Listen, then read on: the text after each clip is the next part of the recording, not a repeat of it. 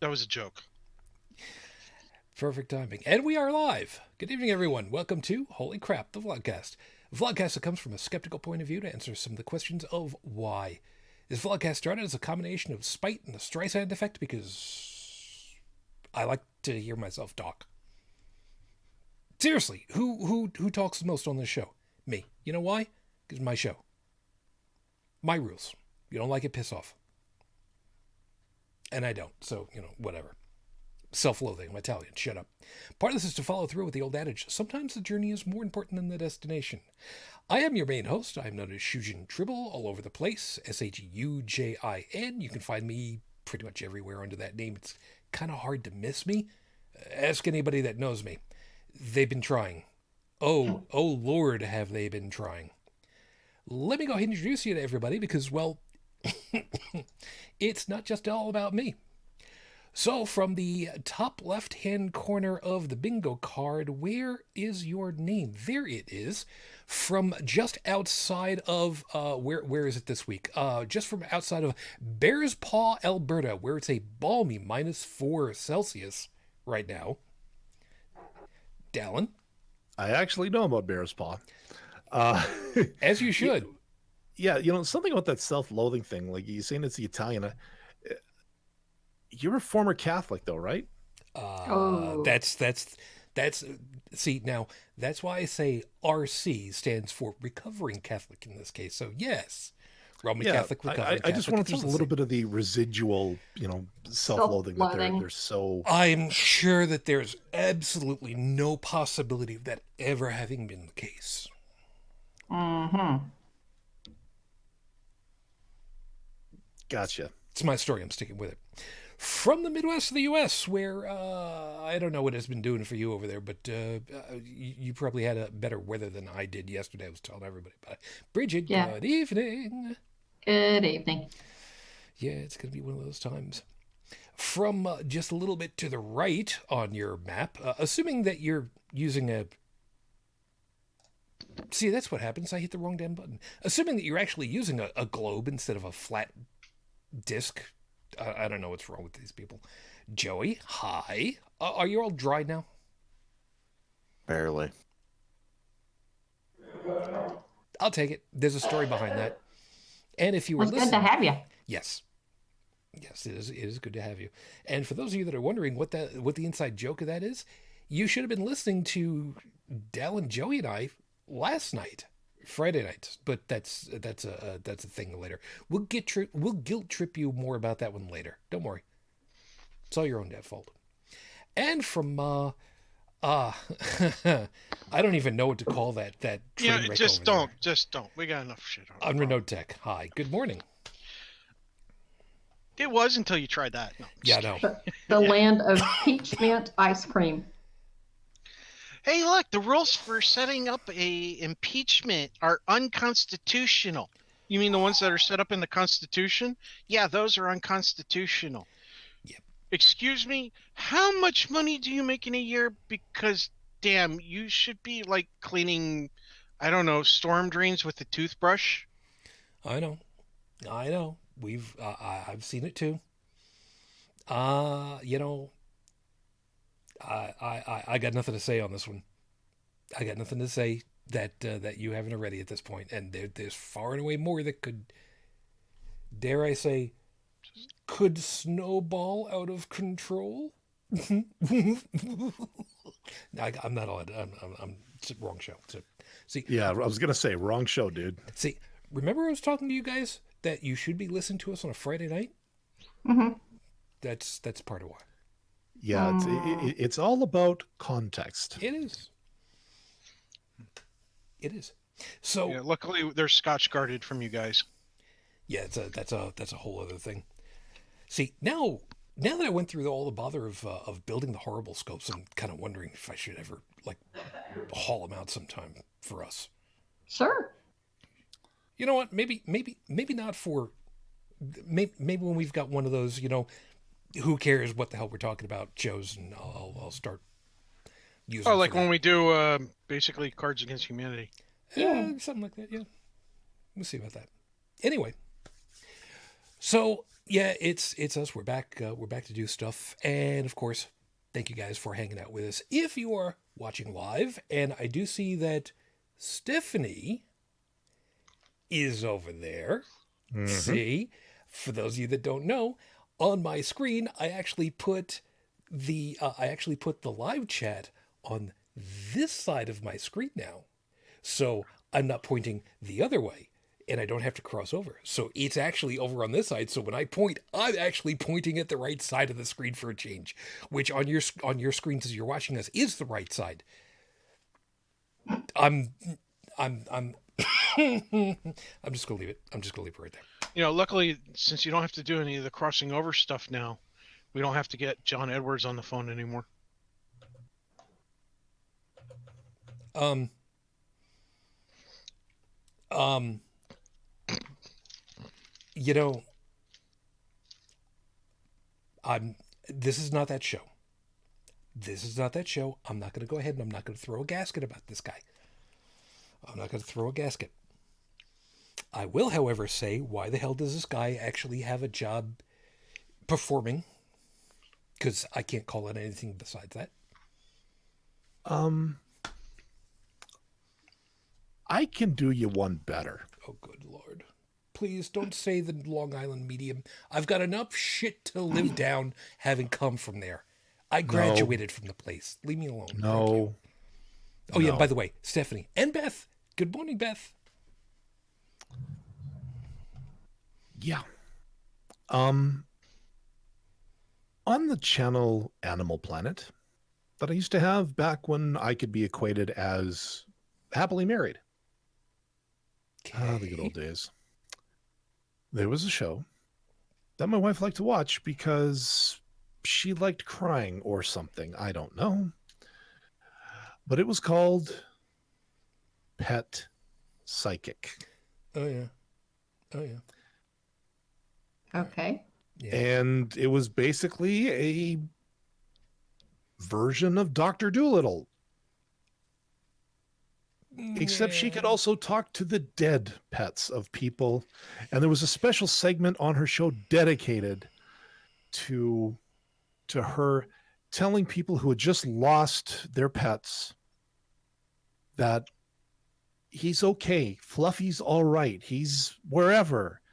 He misses you and is looking forward to seeing you again. And of course, my now ex-wife at the time was sitting there next to me, trying to hold back her tears. And all I could think of was, why in the hell are you torturing yourself with this? Yep. I've got 2 words for you. Sylvia Brown. Yeah. Hey, Beth. And for those of you that were not watching, because you're listening to the audio version, you just missed out. Trust me, you did. I'm going to go with that one. Last item before we get really started with everything. I, of course, on my smart device, I pick up other podcasts because, there's a couple of them that I still listen to because, as with, some stuff, I find them worthwhile.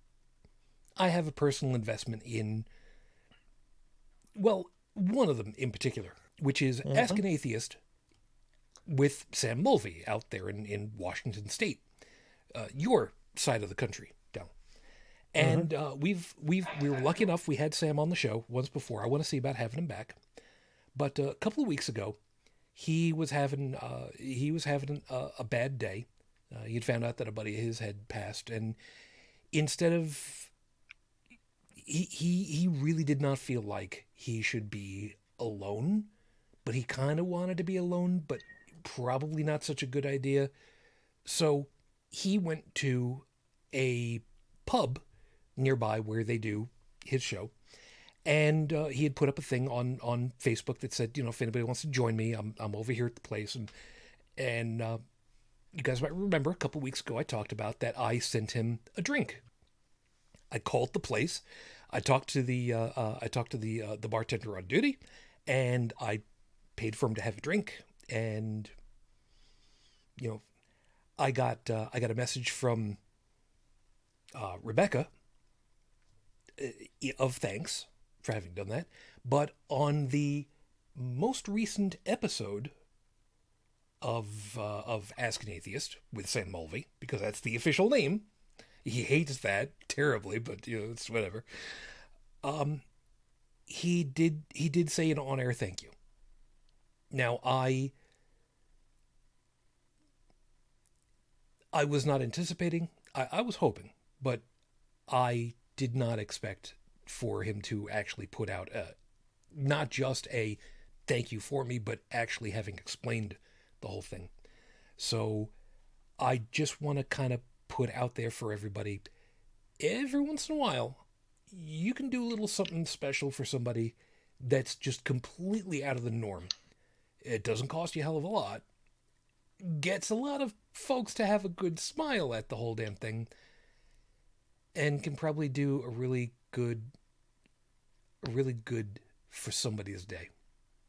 If you know that somebody's having a bad time, just consider something like that sometime. Random goodness is always a good thing. Absolutely. You say random goodness. I try for chaotic goodness. I'll you know what? I just take random goodness wherever I can take it. I'm just saying, I like to appreciate roll it for it what first. Yeah, to go along with that random goodness on the completely opposite end of the spectrum, I had actually left a voicemail message to them for one of the previous episodes of theirs, which was titled Velociraptor Trebuchet. And they were talking about, I don't remember if that was the title. I think that was the title. But they were talking about, I don't know why now, using trebuchets to launch velociraptors over the castle walls just to see, how well that would work. And I called him and I said, I would love to see,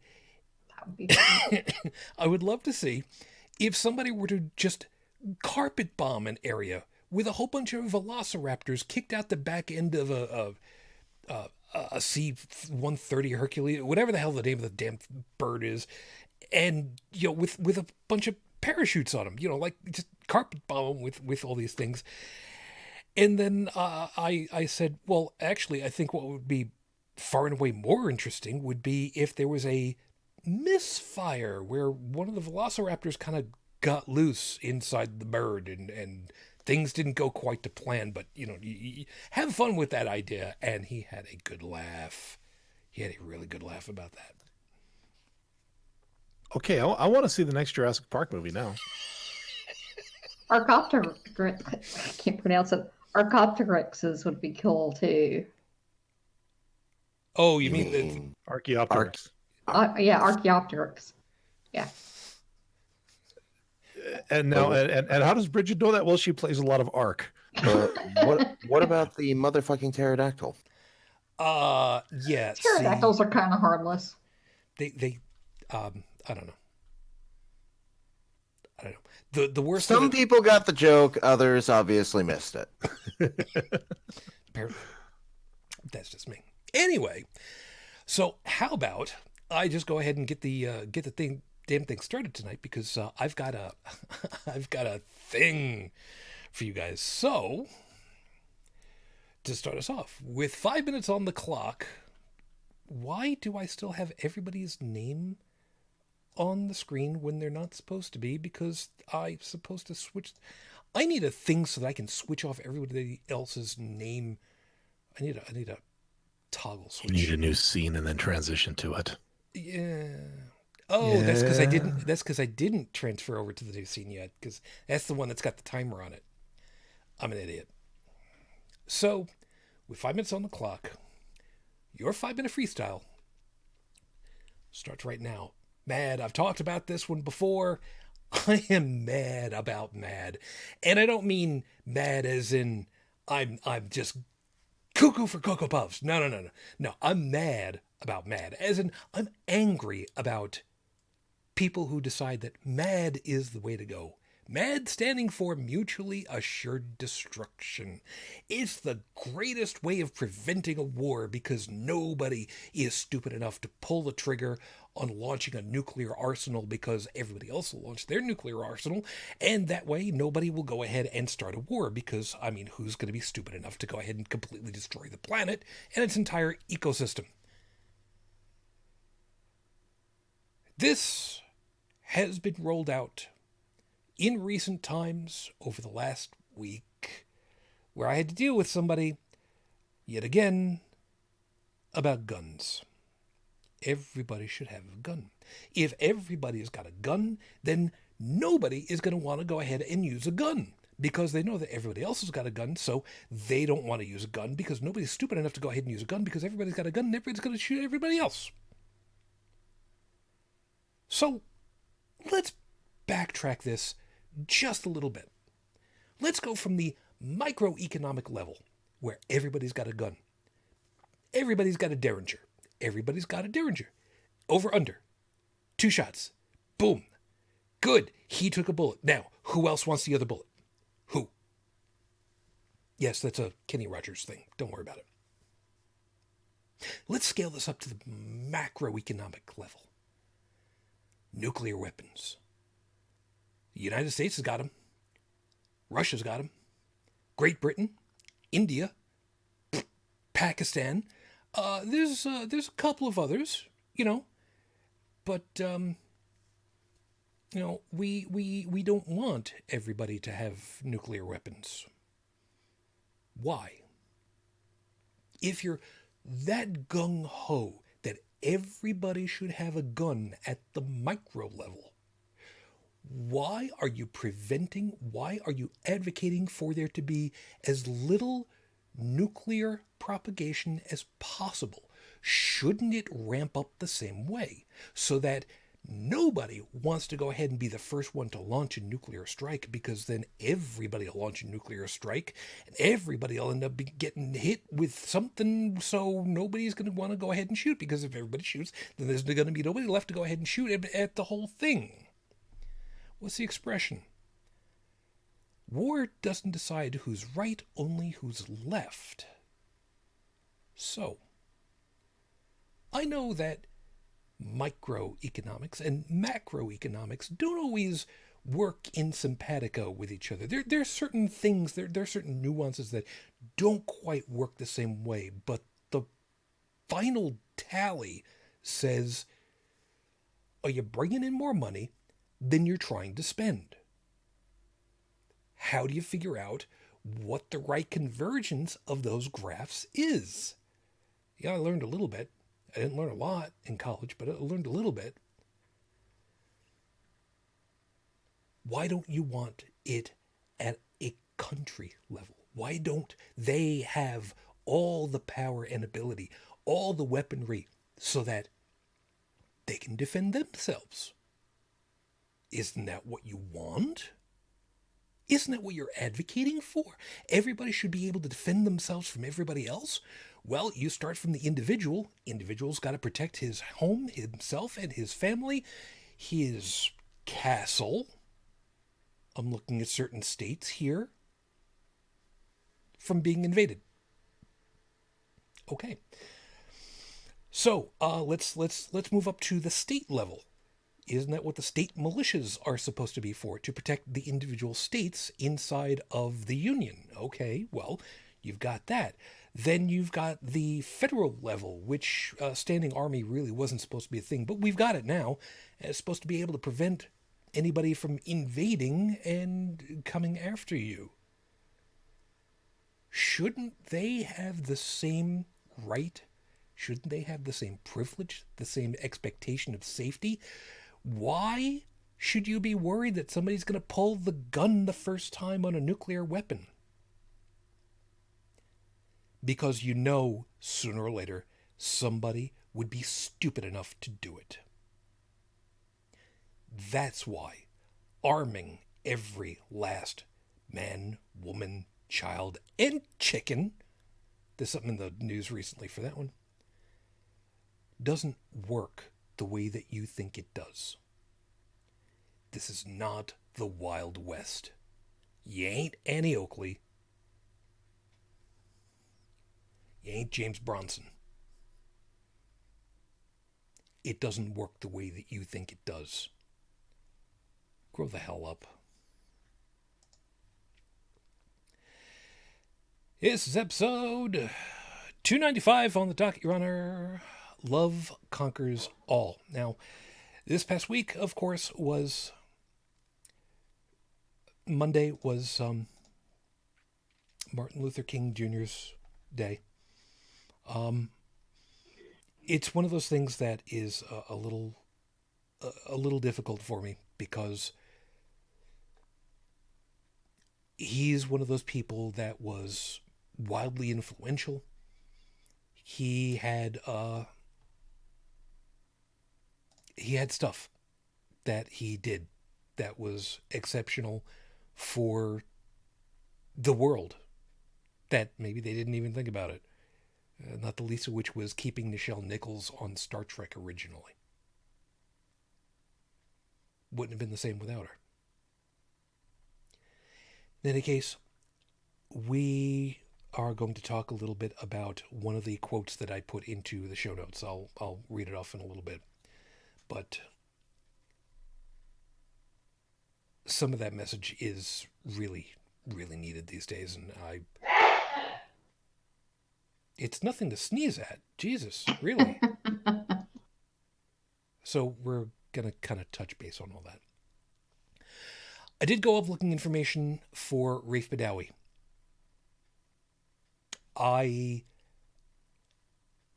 Unfortunately, I found some information that I do not like. Not the least of which is that the website specifically for him has not been updated with news since news reports from 2016. So that news feed is not going to be worthwhile. However, as you guys will see in our Discord chat, I put a link to a tweet that came out 14 hours ago as of our recording, which states, "Urgent news. We've received information that Rafe Badawi and Waleed, please forgive me, Abelkar, I believe is how it's pronounced. I'm probably butchered it, and I apologize, are now in hospital. Their health conditions have deteriorated to their hunger strike. We call on His Majesty King Solomon to intervene and end their arbitrary imprisonment. Hashtag Saudi Arabia." I thought that the hunger strike had stopped. I was wrong. So we've got that to concern for and bark at somebody for. So as of the recording of tonight's show, this has now been 7 years, 7 months, 10 days since Rafe Badawi was unjustly incarcerated for thought crimes. Our hopes and our thoughts are still with you and your family. We are still waiting. So the quote that I put into the show notes already is from, I wasn't sure if it actually was his quote. I had to do a little bit of digging just to be on the safe side because it was one of these photo memes that kind of makes the rounds. And if there's one thing that we learn really quickly, it's probably a good idea to double check a quote because, things like, outside of a book, a dog is a man's best friend. Inside of a dog, it's too dark to read. Yeah, It keeps getting attributed to Groucho Marx, who probably stole it from somebody else a good 20 years before that. So, take it with a grain of salt. However, the quote that I found was this: "Darkness cannot drive out darkness. Only light can do that. Hate cannot drive out hate. Only love can do that." And this, of course, seems to be at odds with things like Punch a Nazi Day, which is basically from 1939 until present. I think I could be wrong. I might have my dates a little confused on that one, but be that as it may. Um, it's one of those things where I also remember having heard that there was a big difference between Martin Luther King Jr.'s methodology versus Malcolm X, and that Marvel Comics basically used this as part of their MO for Professor Charles Xavier and the X-Men and Magneto, the from the Brotherhood of Mutants. Don't worry, it's not gonna get uber nerdier than this. Whereas for Charles and Dr. King, it was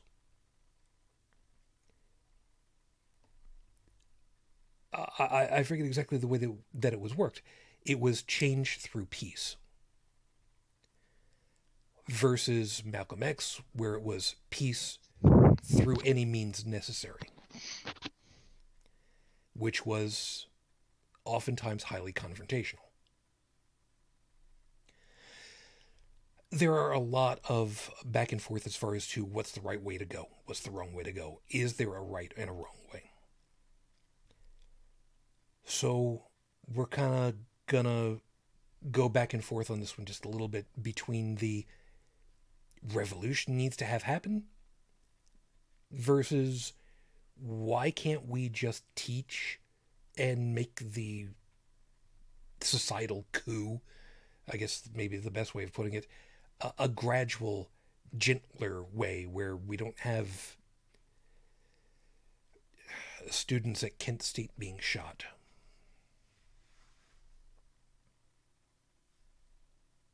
I'm too young to remember Dr. King myself. I literally know nothing firsthand for him, but I've seen a lot of the reels. I've heard his words, and man, the man was an orator. He spoke. Man, he spoke. I was Oh, too young to remember him. He died when I was a baby, but I lived in Memphis at the time, and I know that my parents said that there were riots all over the place after he was killed, especially in Memphis, Yep. and that it was scary times. They were. I mean, the idea of what was it the state guard coming out and turning fire hoses on people to disperse civil and peaceful protests. Hmm.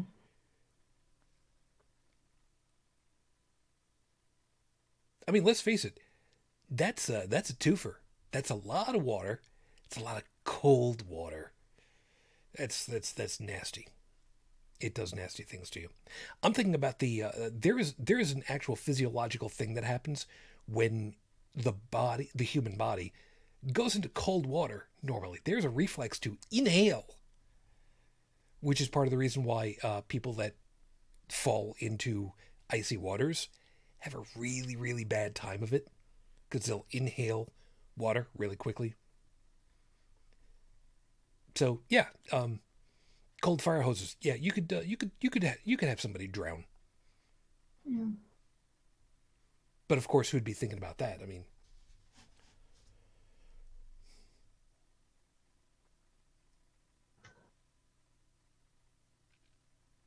his way was to just be peaceful. Don't raise a hand, don't raise a fist, don't raise your voice, except to chant and sing and lock arms and just be together. yeah, he was inspired by Mahatma Gandhi in that respect, the nonviolent activism that Gandhi demonstrated, not just preached, but actually demonstrated, was part of Mr. King's core, you know, because you can't. So, having worked on a military base, there is some violence you can fight with violence, but violence is not the answer to all violence. And when you're trying to have a discussion, when you're trying to change minds, you don't do it by putting a bullet through the mind. You do it by remaining calm, not picking up your fists, and having a conversation. And I mean, I keep forgetting the name of this guy, which really pisses me off because he's awesome. He kept going around to Triple K members and going, hey, look, let's talk about this. And he kept mm, helping them see that, Yeah. being a racist is not a good thing. We mentioned him on the show a few weeks ago. Someone, yeah, we mention him a lot, and the problem is I have this horrible time names. My brain is Guys, am I having a problem with tech, or is this just for like everybody? I can hear him fine. I can hear him fine. Is it voice or video that you're having a problem with? I had you kind of network out. Yeah, your video froze for a second there too, Shujin. So, oh, great. Yeah, I did find the name Darrell Davis. Okay, so but yeah, like he just hundreds of KKK members just by sitting down and having a conversation with them, not by getting up and punching a neo-Nazi day, not by getting up and telling them, hey, look, you're a despicable human being for being racist towards people like myself, or any of that other crap. He didn't even dismiss them in the initial conversation. He listened to them. He listened to what they had to say. We're all yelling at each other at this point in time. And the ones who are listening, they're listening to both. Great. Now that we know where you stand, let's talk. But the yelling sides are like, no, you have to agree with me 100% or you're wrong. And it's like, some people can be wrong about some things and right about other things, and they can still be a good person. They could also be right about some things and wrong about other things and be a bad person. One doesn't imply the other automatically. That's right. And it's something that we forget, which is why when I, hear about somebody who is a KKK member, is they may not be a bad person. They're taking a bad stance. They're taking a bad position. Maybe they didn't realize, maybe they were never given a chance to realize through indoctrination that there is a better way. Yeah, what's the expression that I've used on too damn many occasions? You were taught wrong. Mm-hmm. And yeah, Stephanie's got a thing for you there. I don't have the thing up right now. Sorry. Perfect opportunity for me to go ahead and comment about you not having it up at the moment, and that's fine. Yeah. Go ahead. It's fine. No, I don't have the feed up, is what I'm saying. You kicked me out for some reason. All right. Vaush does the same online. Okay. Cool. Not familiar with. Oh, Dallin. If you drop the name into the stuff so that I've got it for later. Thank you. But my point is that there's a lot of things that people they'll either ignore or they'll rage against. For example, one of the and dismiss automatically is Martin Luther King Jr.'s stance on family planning. Now, he was given an award by I forget. Crap, what was it? I forget who was giving it to him. Oh, and Dallin, thank you. Margaret Sanger Award. Sorry. Back on May 5th, 1966. Cool. And the thing is that the message that Mr. King had was delivered through his wife because he literally could not attend. And the message was, and this is something it points out. Unlike plagues of the Dark Ages or contemporary diseases we do not yet understand, the modern plague of overpopulation is soluble by means we have discovered and with resources we possess, he wrote. What is lacking is not sufficient knowledge of the solution, but universal consciousness of the gravity of the problem and education of the billions who are its victims. He wasn't just referring to black men and people. In his writing, he actually points out both black and white end up having a lot of unwanted children. And it's very tragic, both to a child and to people, when that happens into play. It's almost like a curse. He wasn't for eugenics, but because Margaret, what was her name again? Margaret something or Sanger. other. Sanger supposedly was. I don't know the full story on that. I can neither take one side or the other.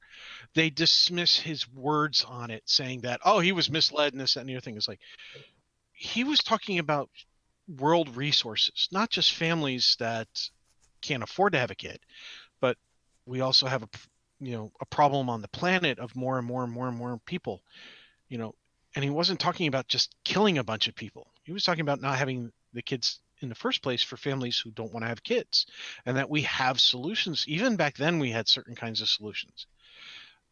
And if you didn't like a form of the solution, you didn't have to use it. Just like now, people who don't want, if a woman doesn't want an IUD, but she wants to take something, she's got the pill, and there's other stuff. There's an injection called the depot shot.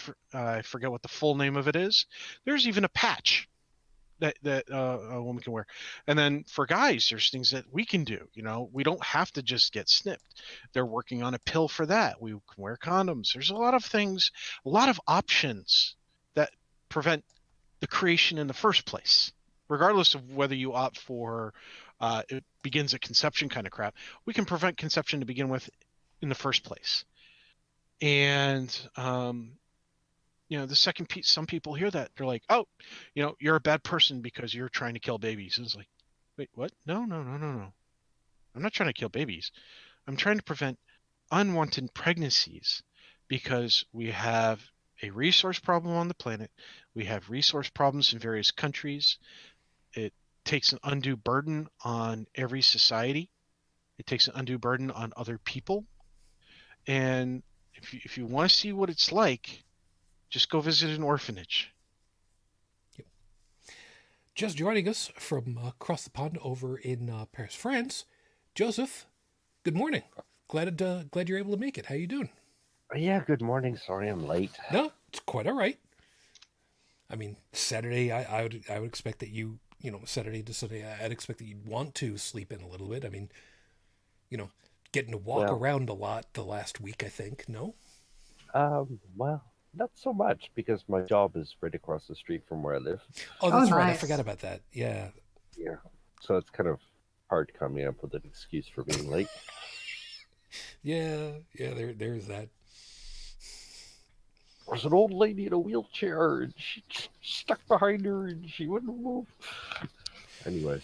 And I've got it was a trying week. What did you try this week? Myself. Oh, covered in gravy? Oh, wait, sorry. Yeah. Sorry, I have a completely different fantasy.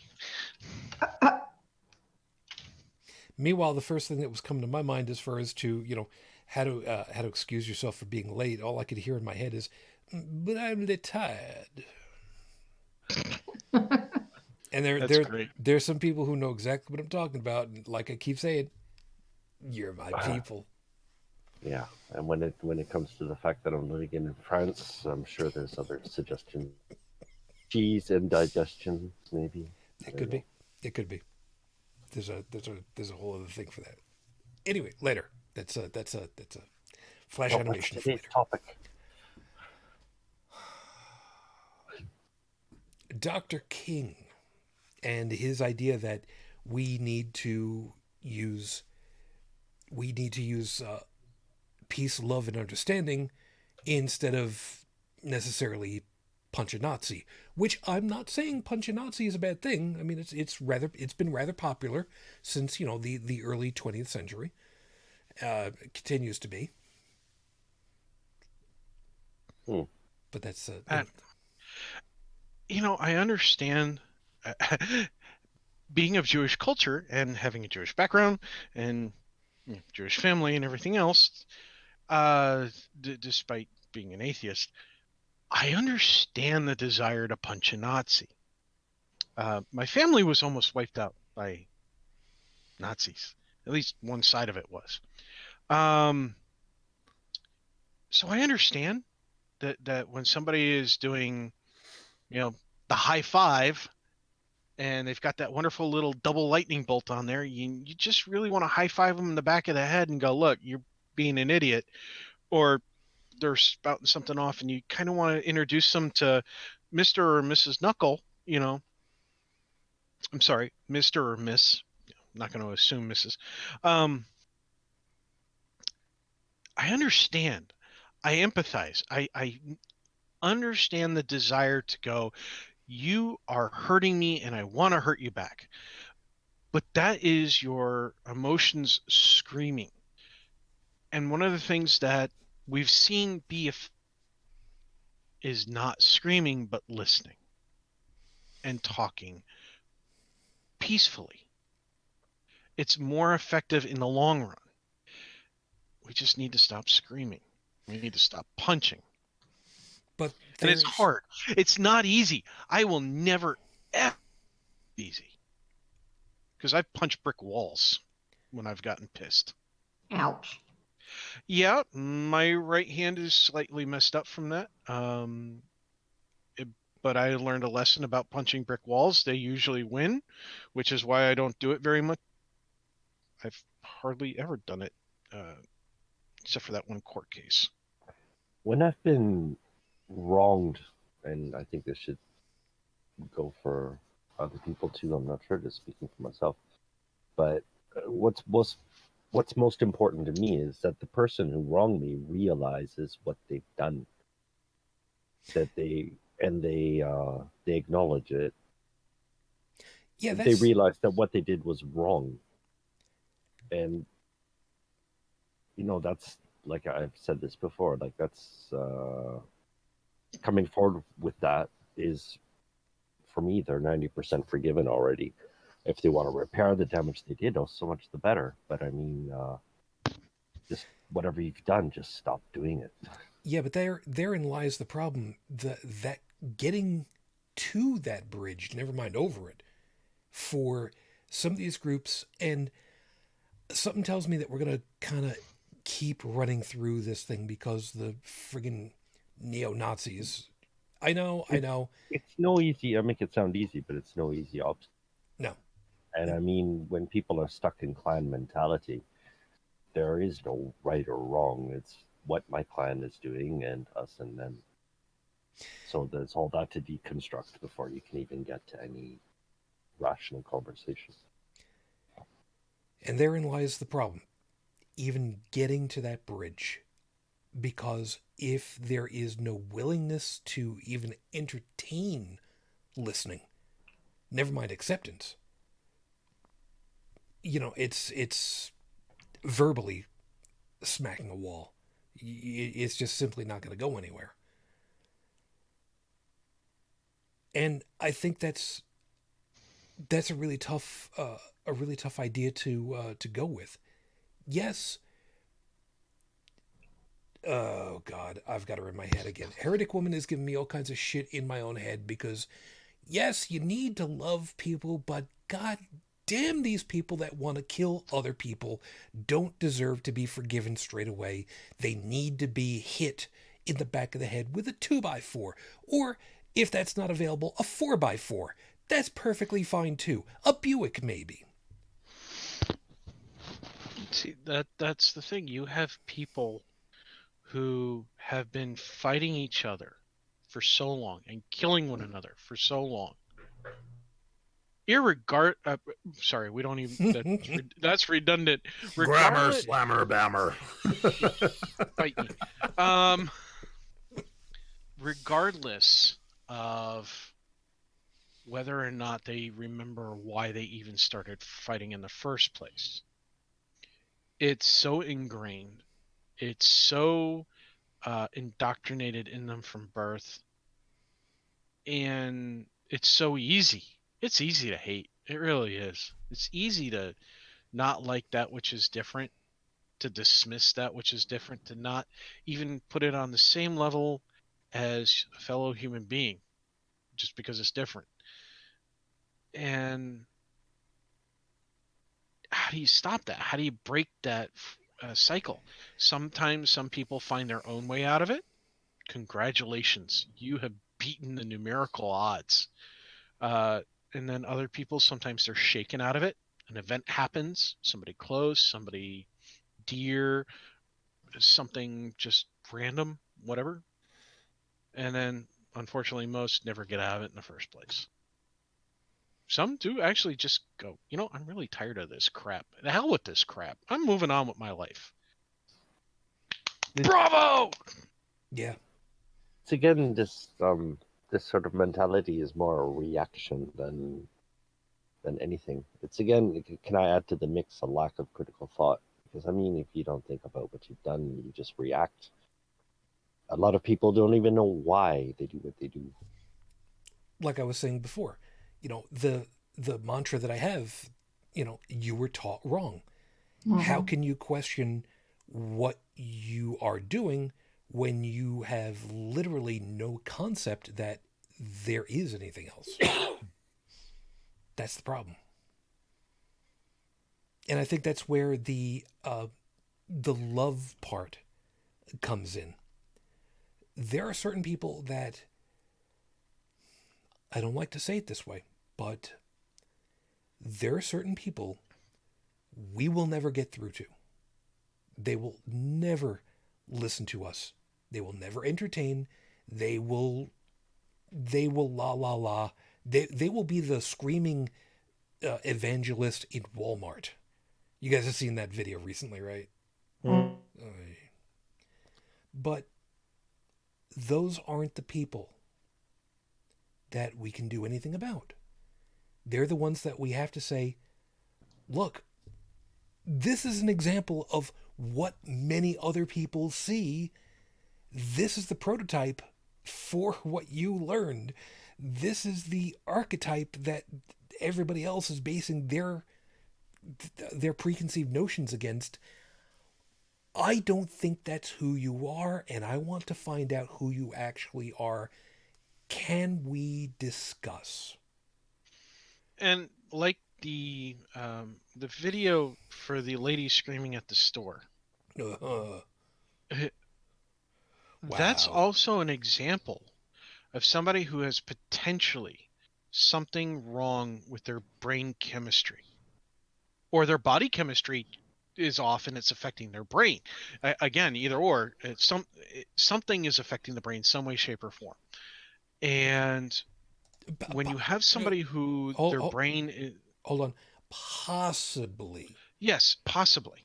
It is, and it's also having seen people have manic attacks, having been around people who were bipolar, having a couple friends who were bipolar and having those friendships sorely tested. Yeah, I want, and so on and so forth. I'm not a doctor, but I have seen some of the symptoms of some of these things. Okay, right. Firsthand.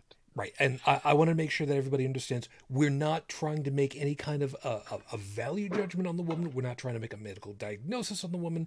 Right. All we're saying is I don't know if the woman was just a firm believer or if she had a mental issue or anything like that. I can't say. What I am saying, go ahead. Yeah, what we can say is what she did was highly out of the norm and exceptionally uncomfortable for many people, especially those of us who've watched the video from on far.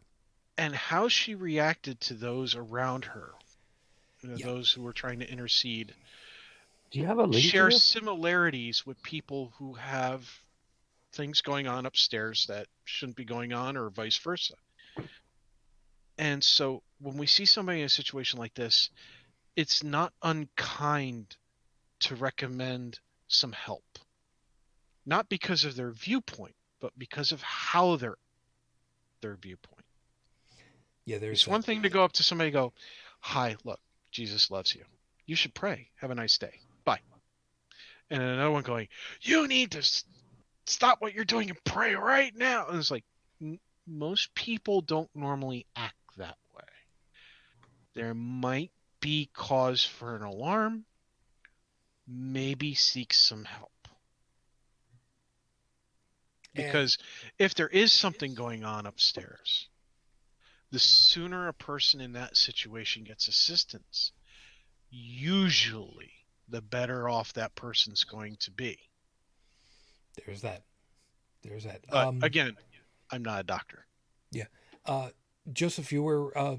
I take it that this is a video that you're unfamiliar with currently. Yeah, I haven't seen that. Do I want to? It's a little cringy.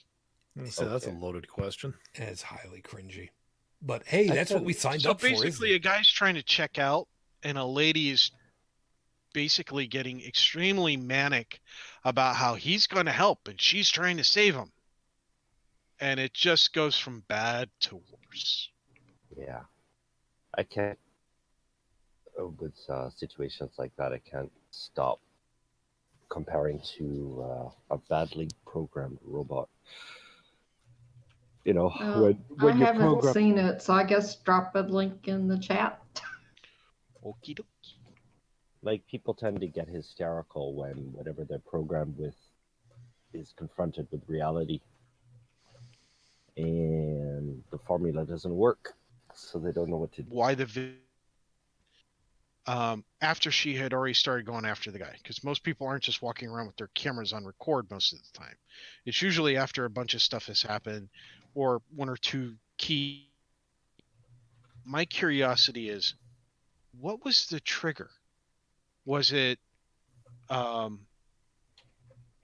just she had a moment and zeroed in on this guy? Was it maybe he had a T-shirt on that had Ozzy Osbourne on it, and you've got people of certain age range who look at Ozzy as Satan's new love child. Still, Yep. Yeah, It could be still something as simple as like the color of the shirt. Well, no, just her saying something like "God bless you" and something, and she's not getting the expected reaction. Oh. Even that is enough to trigger. Oh, she went way off. She went from 1 to 14 inside of 5 seconds, and she was cussing up a storm. She was MF this and F this, and you were an MF'er, and I mean, it was. I'm trying to save you, motherfucker. Christian behavior. And the thing of it is, I want to say it was very. I forget what the right term for it is, but she flip-flopped really quickly at one point when people came over and were just like, "Look, man, we need to talk." Yes, she was all nice. And then when she was getting told that, don't really want you to be talking like this, all of a sudden, off the deep end all over again. Just gone. Just gone. I posted a link. And Okay, then, thank you you. found it? Yeah. Yeah, I'm Notice. gonna. We'll see about now I adding have that to too. watch it. Okay, now here's something to take the little bit of the seriousness and add a little bit of lightheartedness to this. One of the comments posted in the YouTube video actually fell inside. Was she possessed by the spirit of Samuel L. Jackson?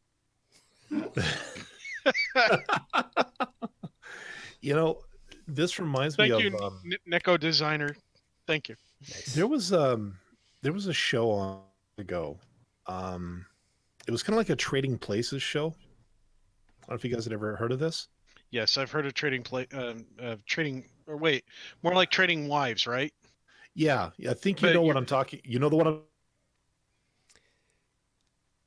the houses stuff, right? Yeah. So Yeah. they got these two families. One very conservative Christian type family. The other one was kind of a hedonistic, but very lackadaisical, crystal waving, flower child, artsy fartsy hippie type people. Oh, it'd be great when they open up the bottom drawer. Oh, it gets better. So they trade the wife. So the wife of the Christian family, who is the one who wears the cross in that family, if you know what I mean. Is she the one that flipped out and claimed PTSD? I don't know about that, but like she was screaming that she was a god warrior and that she would reject the money because it was coming from a non-Christian and blarty. And she took the money. Yep. Well, she ended up taking the money afterwards after she calmed down. I think is largely because I think the husband sat her down and said, "Listen, bitch," and gave her his version of the come to Jesus moment, because that amount of money was not unsubstantial and would definitely go to helping certain members of that family realize certain life goals, or at least get them on the path to something other than scraping for every penny you could. Yep. And I'm not even going to click on that thing because really I don't need to cringe any more than I already do these days. No, but if anybody wants to go looking for it, I'm saying find looking it. at this video just reminded me of that. Oh yeah. But then wasn't there also there was that lady who she went into a museum and said something about how this is the same lady that said that the logo of the Monster can was actually 666 upside down and it was the devil's drink. You remember her? Yeah. That charming lady who talked about demons and dragons and all that wonderful stuff. Well, if memory serves, both demons and dragons are in the Bible. So Yeah. Yeah, but apparently dinosaurs were demons and dragons, and they shouldn't be. And the Tyrannosaurus is actually a dragon because dragons are real. And I just pissed off half the furry fandom there. Sorry, not sorry. You freaking scalies. But I have to kind of feel sorry for people who believe that and they're surrounded by them all the time and they're afraid. I know, right? Like, How what? could you live like that? Well, and this is the thing that really, like a lot of the stuff we see these days, like these notions of, and believe me, I'm going to circle this back. So, Martin Luther King stood up for civil rights for everybody, which any rational person would look at that and go, well, duh, common sense. yeah, one would think. I'm a human, you're a human, we're all humans. That's why we call it human rights. What kind of existence do you have if you wake up every day hating a subset of the human race just because of the color of their skin? What kind of life can you honestly say you have if day after day you are filled with nothing but contempt at the world? Oh, I'm sorry. I'm a little more these days. Maybe it's my age. I don't know, but I'm a little more high speed, low drag these days. Oh, Mr. Carter. Oh, I get the answer. I get the answer. Okay. Let me hear it, Mr. Horshack. Privileged. Completely privileged. As in, you don't have to have a silver spoon in your mouth, but you sure as shit live in the neighborhood where everybody else does. There's a weird kind of thing that happens when you have people who feel that they've been given a privilege, or they've been given a right, and they have it, but other people don't for whatever reason. It could be because of money, it could be because of politics, whatever. And then suddenly they start seeing people that didn't have it before have it. Now they feel like it's being taken away from them. Now, mind you, nothing's been taken away. It's just that other people who maybe they weren't at that level before are suddenly having those same opportunities. But they feel that they've been slighted, that they're less, that something's been taken away from them. It's no longer part of the. It's like, what the hell, man? It's not like it's not like somebody said, look, that thing that you were doing, you can't do that anymore because nobody else is allowed to do it, so you're not allowed to do it. No, that's actually taking away Yeah. a privilege. On the other hand, if it goes, hey, that paintball arena that you like to play at, yeah, you're going to have a lot more players to play with. What do you mean, why? Because we've been advertising and more people moved into the area, so now they can come here too. What do you mean I'm taking away your right to play paintball? You can come here anytime you want. Yeah, the Well, way they just want someone else at the bottom of the totem pole so they can feel better about themselves. That's all that is. And Yeah, again, though, and they're taught. Some are taught that. but again, what a sad, lonely must live if that's how you see the world. I don't know that Trump is lonely. I mean, look at how he does see the world. He's got all these people paying attention to him. yeah, the way that Now, I've heard yeah. it, Yep. yeah, the way that I heard it described is that some people think of it in terms of I've got my pie because I've got the slice of the pie that's out there. We've all got a slice of pie.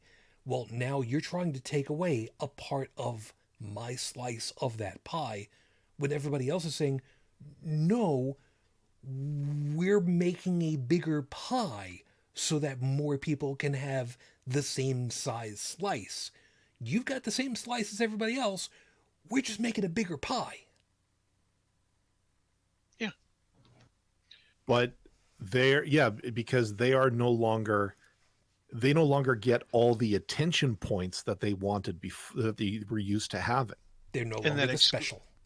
But nothing has really changed. Like, you go to bed in satin sheets, you wake up in satin sheets. Nothing's really changed.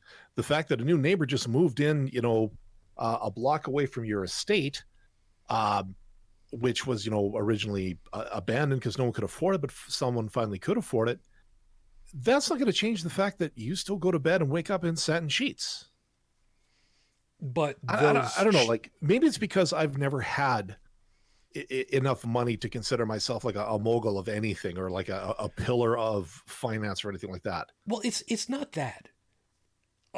It's partly. Well, it could very easily be part of that. But how many times have I said it's a reflection at the top of our country, at the bottom of yours? It's me versus we. For you guys, culturally speaking, you guys have always been, for the longest time, for the most part, yeah, we're all Canadian. You're Canadian, I'm Canadian. Yeah, and whereas for us, it's been you're white and you own property. I'm white and I own property, and we're both male. Exactly the way it's. Okay. So you're white. All right, you're female. Okay. Fine. I guess maybe you can, do all the things that we can, but you're still not allowed to have, property, things like your own bank account. It turns into that. It becomes that the erosion of that puritanical mindset. Yeah. Which, and again, maybe it just could be my upbringing, but for a lot of this it's just been I look at these people, and quite frankly, I adopt sort of the Fraser Crane, Kelsey Grammer look like. What a sad, sorry life you must lead if that's what's going on in your head. To me, that's just how it feels. It's like, now, in all honesty, yeah, we do have the same kind of, we do have people up here who are just the same amount of, self-entitled, self-important dickbags. But they we do have them up exception. here. In some circles, yeah. I would, if I can add, as a fellow Canadian, I think Canada is also stuck in the same survival clique. But the thing is, Canadians are more comfortable, and it's only when times get dire where that sort of mindset turns to violence and anger and whatever. Yeah. And the what trouble I'll is now, and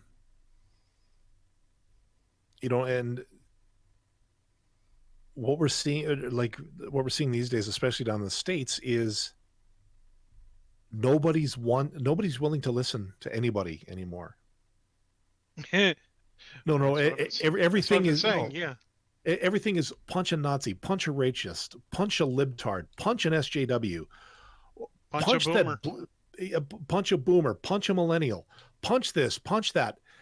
And the trouble is, and this is really bad, because when this whole, when it all started with the atheist movement, we weren't trying to punch anybody. We wanted to sit down. We wanted to understand the why, to present our case, and hopefully turn a few heads. But now everything has turned into, oh, you're a Christian, I get to punch you. Oh, you're not my kind of atheist, I get to punch you. Oh, you're an atheist, but you're also a cis white male. No, I'm going to punch you too. There is an erosion of that whole idea of conversation and rationality that we spent years trying to build up. And now everything is knee-jerk reaction, push the button, punch whoever you want. And I have a hard time. It's a wonder that nobody takes, honestly, I think this movement is not being taken nearly as seriously or as reverently as it used to be. And I'm worried about that. Yeah. I think, I'm trying to decide where that's coming from. I don't think that represents the majority of atheists. But of course, the noisiest part gets the most attention. You just spoke, you took the words right out of my mouth there, Joseph. The squeaky wheel is getting the grease. And making it bad for all of us.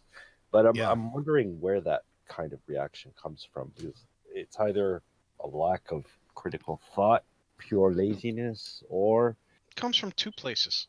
And I do feel a certain frustration, because I'm sorry to say that the non-thought majority, I mean, they are the majority, and trying to reason with people who don't know how to do anything but react, that gets pretty frustrating with time.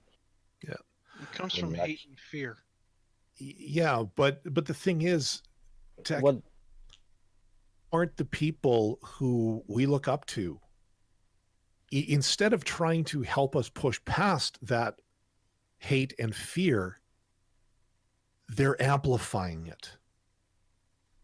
They're amplifying it because they themselves, okay, you whip people up into a frenzy, or what we would call raising awareness. I just used finger quotes, even though my camera's. They whip you up into this frenzy of rage, fear, paranoia, and knee-jerk want to punch the world.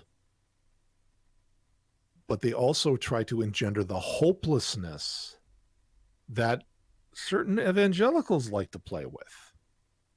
And who has the solution to your problem but the people who are engendering all of this crap in the first place? The world's going to end, but if you follow me, ... because nobody really cares what happens. So long as you can follow somebody who gives you that glimmer of hope that things can get better, even though they're the ones that are making it worse in the first place. It's that mentality that has to stop. I mean, it's in every situation, it leads to a bad place. Yeah. It doesn't matter what side of the fence you're on. If it's the world's going to end in X number of years, or if the devil's going to rise with the next election. I think, oh God, what's his name? The soup guy. I think he said that one a few times. There's a problem though, because as we know full well, nothing is ever a cut and dry. There's always a nuance to every damn thing. And the problem that I've got is there are times and there are individuals where, and for lack of a better way of putting it, an armed response, whether it be punch a Nazi, throwing milkshakes, or whatever, throwing rotten fruit, is the appropriate response. And I think the bar for where that line should be, when to cross it, who to cross it with, has been pushed lower and lower over time. Because, well, let's face it, when peaceful protesters or counter-protesters are driven over and killed with a car, Yeah. that's a hard one to say, I will forgive you if we can sit down and talk. I don't know that I could do it. I don't think that I could. And right there, the fact that happened should have been the call right there that, you know what? This has gone too far. Mm-hmm. Both sides should have looked at that and went, oh, honestly, both sides at that point should have had an oh shit moment, realized just exactly how far out of hand this got, and did sit down. That would have been the perfect time. You know what they say? It's all fun and games till someone loses an eye. In this case, someone lost their life. At that point, a mature society should have sat down and went, okay, you know what? This is getting too out of hand. We got to work something. We got to work on something here. But instead, it spiraled into the shit show that we're dealing with now.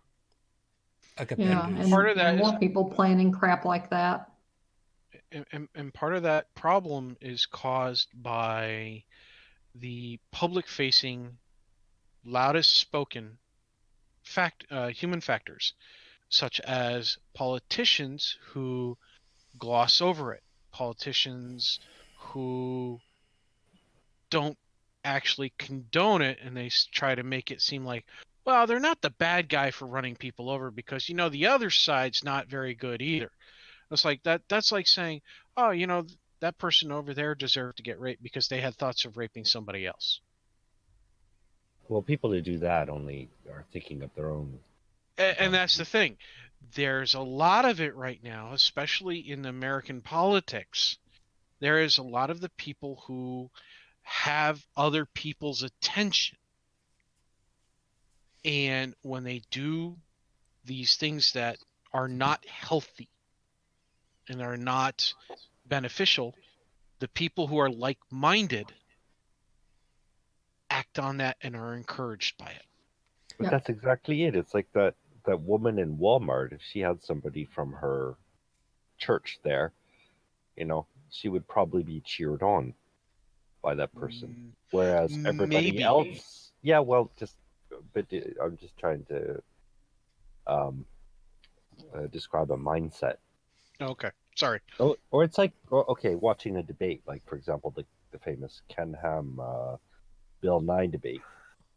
The believers there were probably thought that Ken Ham won, because they're like just nodding their head in agreement whenever they hear something familiar. I'm pretty sure that your statement holds true. That there were more than likely, statistics would probably show that there are more than likely people there nodding along with everything Ken Ham had to say. It's when you don't decide for yourself what's good for yourself. First off, you forego the responsibility for your own survival. But more importantly for other people, It's everything comes down to a question of same or different. When somebody else decides for you, if you're incapable of judging, observing somebody else's behavior, and deciding whether it's beneficial or bad for whoever's around them or whatever, or even for yourself, whether it's a model to follow. If you're not willing or capable to make that kind of decision, just no matter what they're doing, the other person is just going to be, different is bad, same is good, and that's it. And for me, that's 99% of where all the problems lie in humanity, because like we're all together, and we can't decide for ourselves what's good for each other. We're just all thinking about our own well-being. We're not loving and really loving and hoping for the best for that person next to us. Yeah. There's something that Stephanie put that is kind of interesting, because I feel it really cuts to the I quick a agree lot with- on this one, saying that the U.S. society is infantilized. At this point in time, you're absolutely. I Yep. agree with her. Yeah. Yeah, I don't remember what the right terms are for it. The id, the superego. I don't care. The I want. The terrible twos is Yeah, that's the id. okay. Or if you want to get really Greek on it, the physis. It's the base. It's the base of who you are, the lizard brain, if you will. The id is I want. The ego is I want a hot dog. The superego is shit, I can't have a hot dog because I'm Jewish. No. Those are the three levels. You've got your base instinct, then the ego is your personality, but the superego is the society around, in which you live. And super ego is, why am I Jewish? It doesn't quite go that far, but Okay. Ah. All right. Why can't I eat a hot dog? Good question. Hmm? Yeah, why are you Jewish?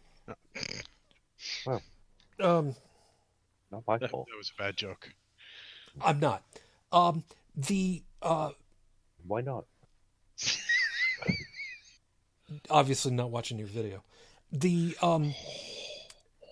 the id, the lizard brain part. Mm-hmm.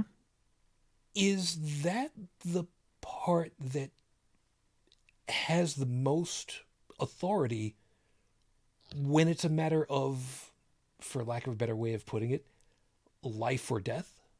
Yes, and allow me to circle this one, because I had to do something on this in university. Okay, I think I'm kind of wondering if you see where I'm going at this point. Very possible. The Peloponnesian War. I don't know if you guys are familiar with it. I'm not that old, for fuck's sake. I'm 50. I am not that. All right, Bridget might have. He's was not. 37. Shut up. I was not there. Okay, if I remember this one correctly, the Peloponnesian War was between Athens and Sparta. Most notably, there was a siege. Sparta laid siege to the city of Athens. Now, Athens was quite the place at the time. Oh yeah. They had aqueducts. They actually had a sewer system. It was a little on the open air side, but it was there nonetheless. When Sparta laid siege to it, let's just say certain things that were expected to outflow didn't. People got very sick very fast. Many people died. And what Didn't they they called they what laid they called siege to the well, city. yeah, but anyways, so what this writer that I had to study, what he referred to as nomos, which is the superego and the ego, that deteriorated in the city of Athens. People were doing whatever they could to survive. And instead of proper like burial rites, for instance, depending on your class when you lived in Athens, how you were buried. The second you died, you were thrown on a. They were trying to burn the bodies to get rid of whatever plague was there. Religion fell apart. Society fell apart. All that was left is, what do I have to do so that I can see the next day? So it's kind of the same thing with id. It's like, screw society, screw personality. I'll rebuild all that stuff later, but right now I've got to get to a place where I can see the next day so that I can start the rebuilding. So yeah, that's where it's going to. The id, the physis, it's all about at that point you're in pure survival mode. Okay, holding that for a second. TDTF, Evan is adding in fearmonger demagogue. Make it. I think maybe you meant fear mongering. Different. Anyway, Yeah. Make it all scary. Cheery.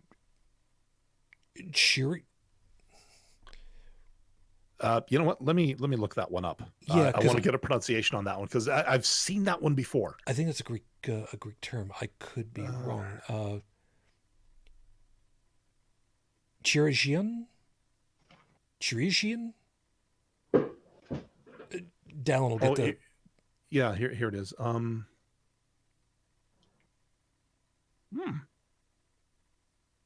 We got. It's actually.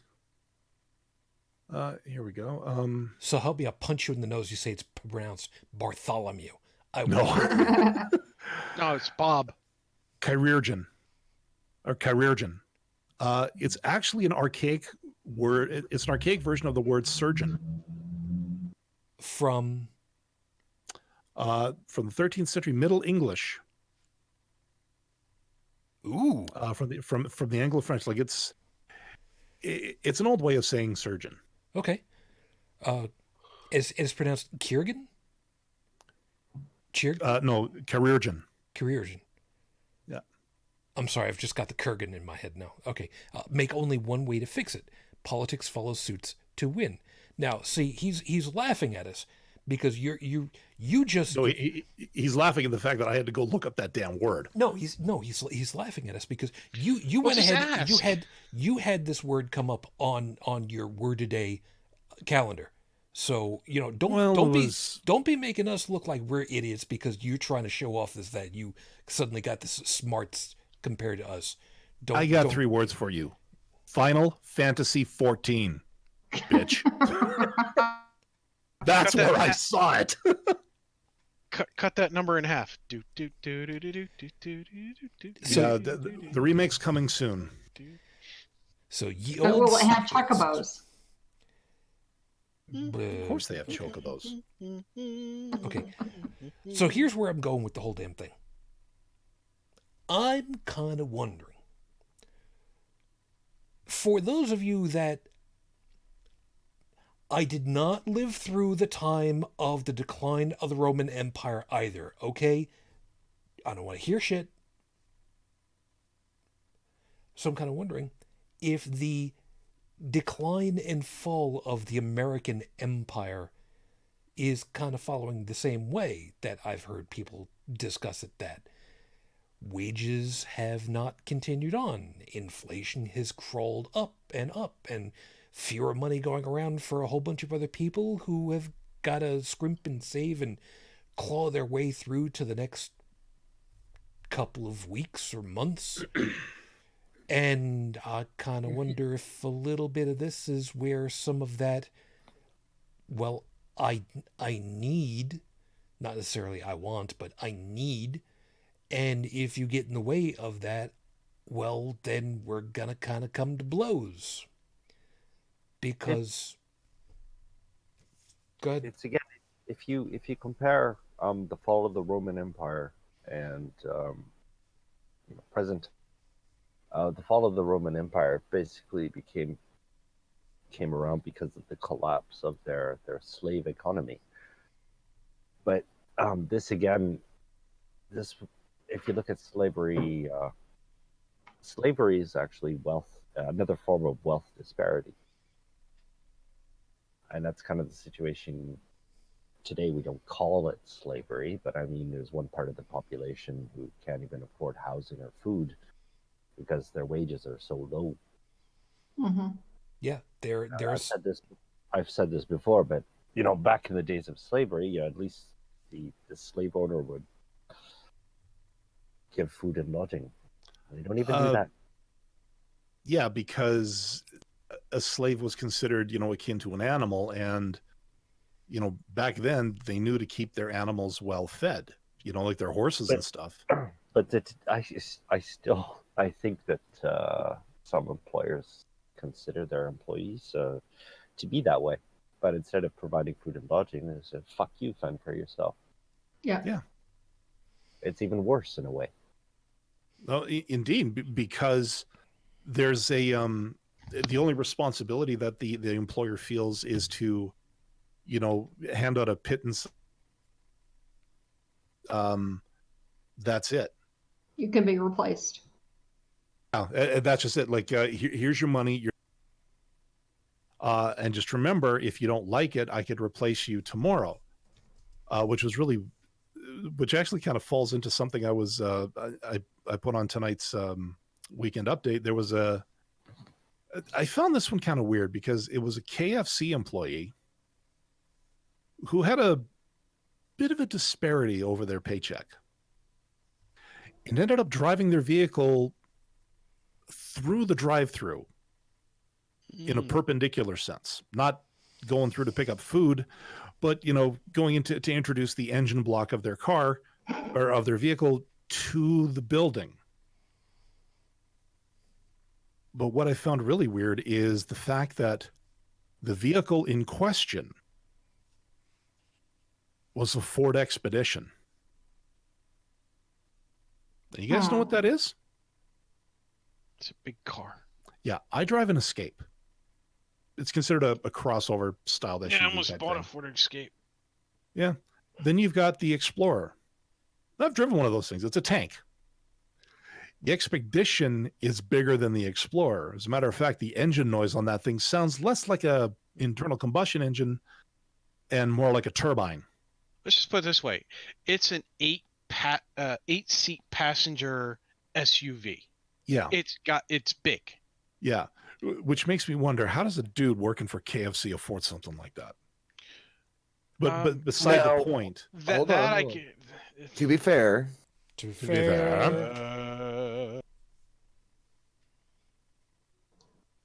we don't know whether this person bought it new or whether they bought it used or whether they bought it off Craigslist. No, you're absolutely right. There was a fair bit of context missing. To be fair, I am speaking as an individual who has bought many a car off Craigslist and similar outlets, and or he may have had a better job at one time and could have afforded it. No, that's true. Like I said, there's a lot of context, missing. But I just found it interesting that, a guy is willing to ram a vehicle that allegedly expensive into a restaurant over a paycheck. Well, here's the thing: when somebody loses really upset. when somebody loses their shit, and that's exactly how I plan on putting it. It's not a medical or technical term. When somebody loses their shit, depending on the person, their personality type, what the context was that caused them to lose their shit, and a bunch of other factors, some people will just go, I'm going to do this. I'm not thinking about the consequences. I'm not thinking about the waste of money or expenses or anything else. I'm doing this because of whatever. It was like, they want my money? Fine. And they're not going to give it to me? Fine. Then I'm going to take away their drive-through so they can't make money. Boom! Car into the drive-through. Doesn't matter that it just totaled their car and now they're out of that. Doesn't matter that they're out of a job. Doesn't matter that they're probably going to get sued into infinity and so on and so forth. They went mental and action was taken. You know what you're describing? You're describing a temper tantrum. Yep. As parents, we recognize this. So wait, However, wait, who said but it? It was but remember what I was saying about emotions. When emotions run high and you allow them to take over, I'm not saying people should become Vulcans, but when we're screaming and yelling and we're not listening, we're carrying on, we're having our temper tantrums and everything else, nobody benefits. Everybody gets hurt. Things usually do not end well. And And manners are forgotten. and I'm going to counter that right now with you're saying that that nobody benefits or nobody wins. These days, that's a Depending different on story. context, yeah. No. But these days, that's a different story. Yeah, they might And get I a think, book. and I think that's the other reason why this outrage culture is so prevalent, because it gets attention. You know, a viral video of a cat walking down the street is all cute. A viral video of somebody absolutely flipping out in a McDonald's for no apparent reason, well, that gets you clicks. That makes you popular. That gets you your points. that gets you your dopamine hit. If it bleeds, it leads. It's no different. That's the thing. Some of the, even if you have to manufacture the outrage to get those clicks, there are people who are willing to do it because, you know, is it a dopamine hit? Is it, you know, like in Spawn, I'll get a couple of bucks from Acme condom insoles or some shit. I don't know. Okay, you can tell I don't get sponsored on YouTube. I don't get sponsored at all yet. I'm working on it. But my point is the outrage mob or the outrage culture that we have these days. It's all about screaming the loudest so people will pay attention to you, much the way a toddler would at the Terrible Twos. Again, I'm not a parent, so and I'm not exactly going to say that was by choice. There was definitely some circumstances involved, but you hit it, Tech. It's a temper tantrum. It's that cry for attention, so that he Shujin hit it. I described it, but Shujin labeled it. Yeah, okay, sorry, but sorry. All right. Have this you is- forgotten what I can do? We're gonna have to talk about that. He a little can bit fix later. it in post. As Oh no, I can fix a lot of things. yeah, some of the problems that we're having right now. I've still got some audio drops because of network. That's the thing for later. But there's a piece over here. TD had put.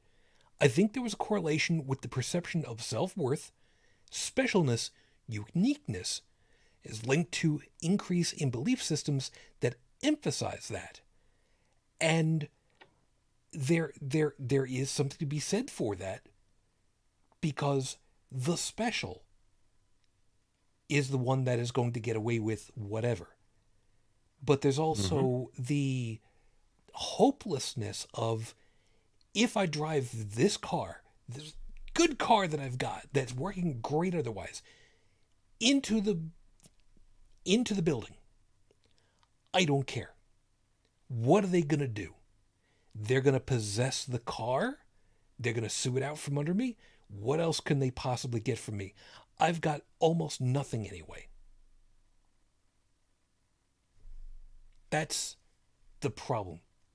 That's the problem that I was kind of going towards.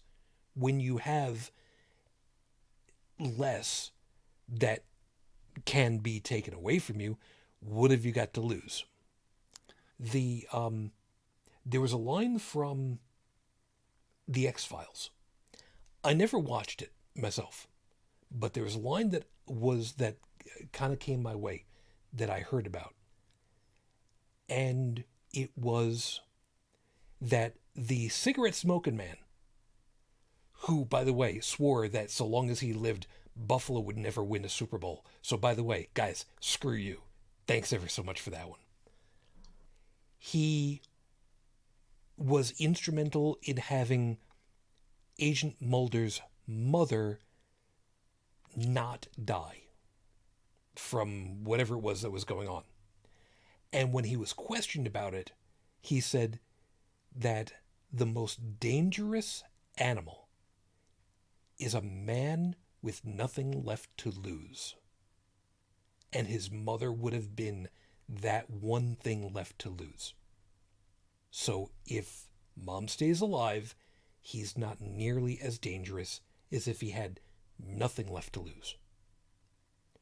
When society feels like they've got nothing left to lose, that's where it was going before. That the id takes over and says, I need, so I'm going to do whatever it takes to get what I think that I need.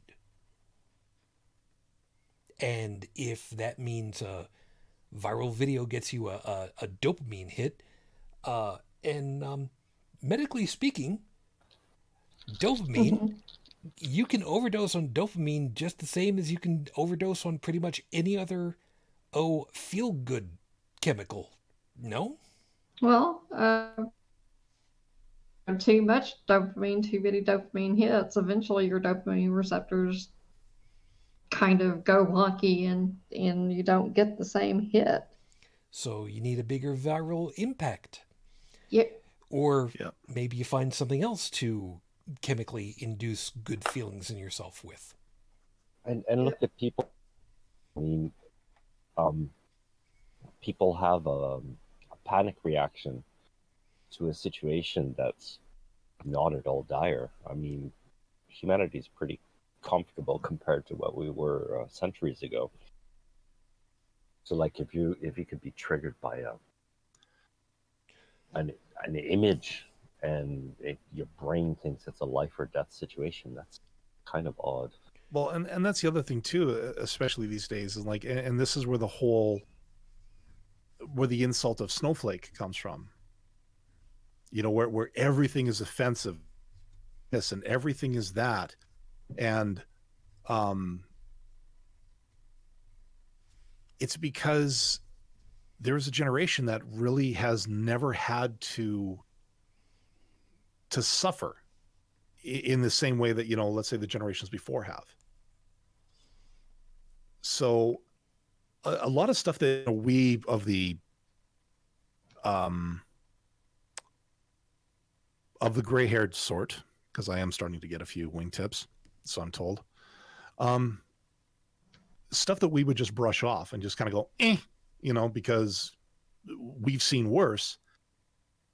The generations that have come after us have not seen it. Like, for instance, the internet. I know of at least 3 more people on this panel who remember life before the internet, who remember life before the personal computer. Yep. Hell, who remember life before a cordless telephone. Yep. I used to get a corded spammed by phone too. I used to get spammed by fax. Mm-hmm. I remember Now when... you see, now spam by fax, that, ladies and gentlemen, is effort. I still get spammed by fax. I remember That's what happens when you work for the government, dude. I remember No when HBO, in between movies, had intermissions that took you on a video tour through museums. Yes. I remember when TV stations would switch off at about 2 a.m. and come back on at 6. Yeah.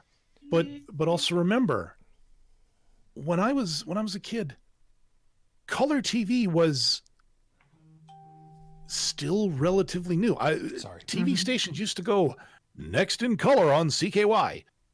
They actually had to say that because they were still airing shows that were black and white. Yep. Now there's another piece to this too. Earlier today, little one and I were at one of the malls, and I picked up one of these.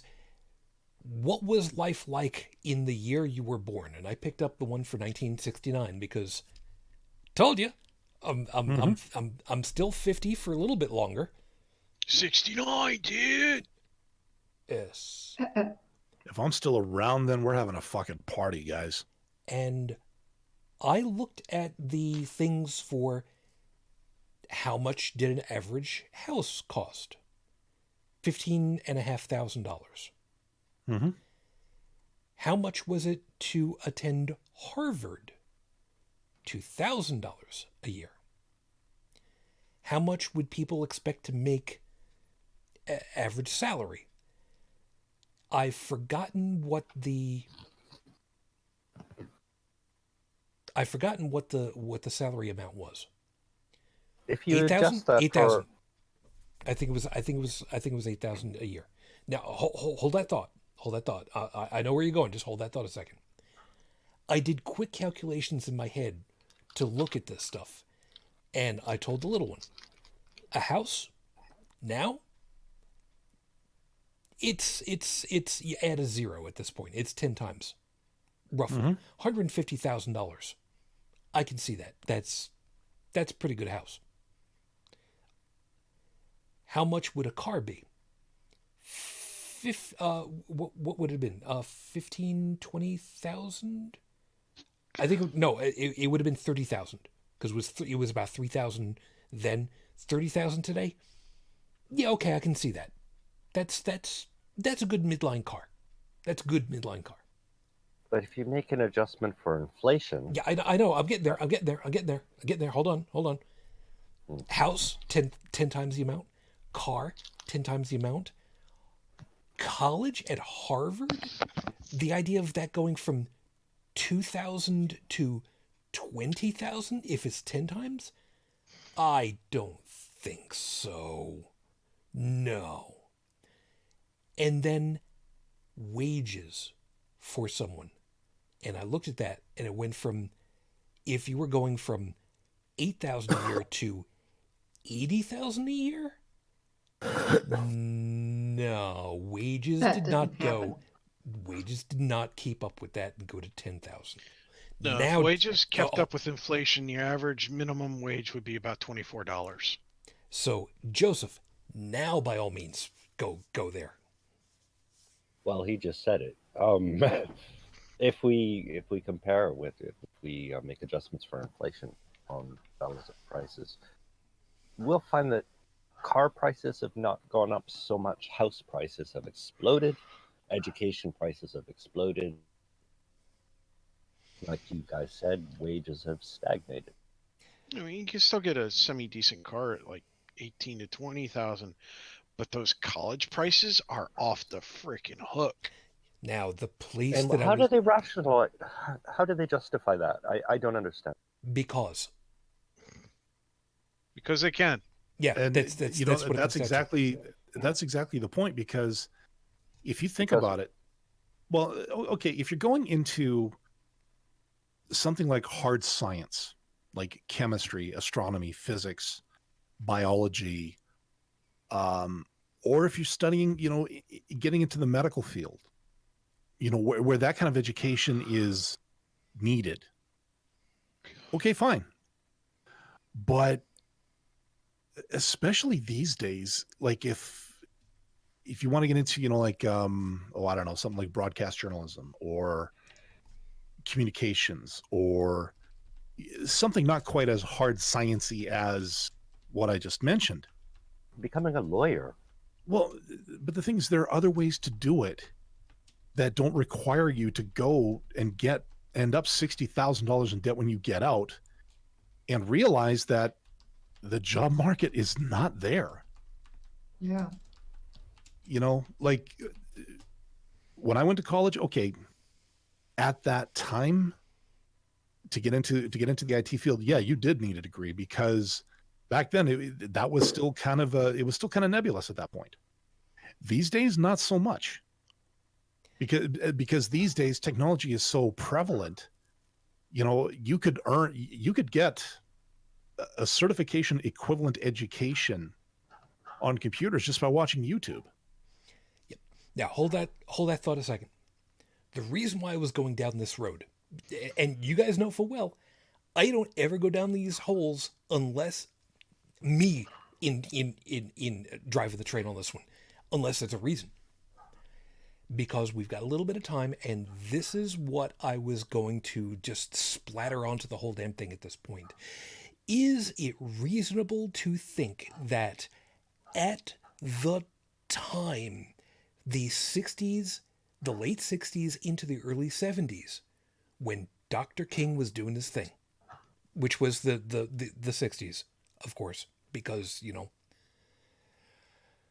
that maybe, just maybe, there was more opportunity for the peaceful protests, for the civil disobedience, because overall, societally, there was more comfort, there was more security, there was more opportunity for people to be able to not worry nearly as much as today by comparison, where you didn't have to worry nearly as much for how were you going to be able to pay for higher education, for transportation, for housing, for health care, compared to scrimping and scratching now. And so much of that is translating now into I need to get because otherwise I cannot survive for 2 months. Yeah. I think in that case, I would say yes, because again, look back to the 60s. You had the factory worker, manufacturing sector, which was huge. People were an investment for a company. Yeah, and manufacturing jobs were fairly lucrative. I mean, you needed a lot of people to build whatever. It could be widgets, it could be cars, it could be anything. You got into IBM, you had a job for life. Well, not even so much the tech sector, but what I'm saying is, like, if Well, you get into, if you were working at Ford, if you were working at, Acme Steel that did nothing but create ball bearings. No, I got you. I'm sorry. But the thing, the reason why I sorry. brought up specifically IBM is that IBM had they had a manufacturing plant, set of manufacturing in Binghamton, New York, where a buddy of mine used to live down that way, Johnson City. My dad And- used to work at that one. And Yeah.